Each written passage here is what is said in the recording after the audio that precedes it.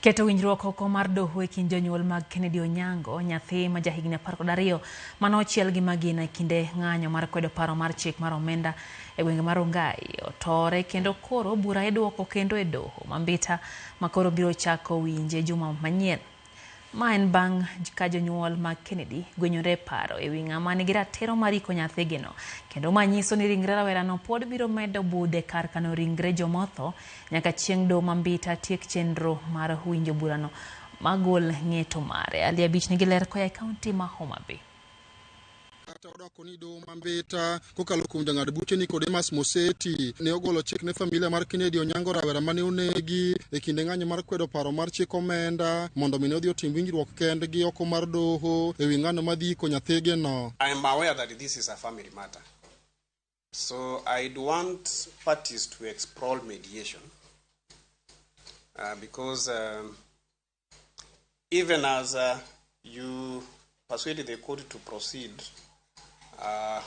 to hear this matter, that is to hear the main suit, I know that it may take some time. So I'd want to, first of all, you to engage on some few issues which I'd want perhaps to point out for you to agree on. I am aware that the bodies are at the bog and the bill will keep on rising, the preservation fees. I'd want to have this file taken to Homa Bay for purposes of mediation.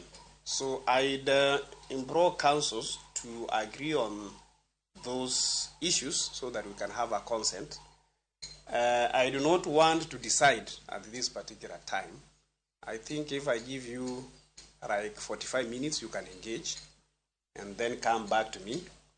Tell me that we have agreed the applicant to deposit this amount pending the determination of this case. Mind banka wun Kennedy Denis Okinyi no dio makubura doho Mambita mondo mine miring nyathino no dio wiki banka min nyathino Josinta Nyango ne okelo ringre mondo miyo dio wiki kama sengre chularo singa kama ne okende bang' were kod wuon parge machon Denis Okinyi.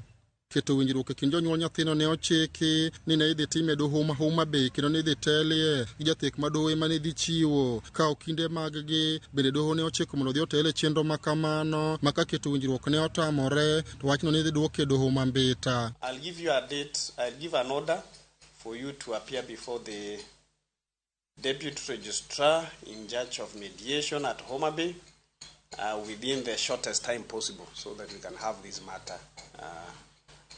come to a close, so that if mediation fails, then you shall come back to court. Is that okay?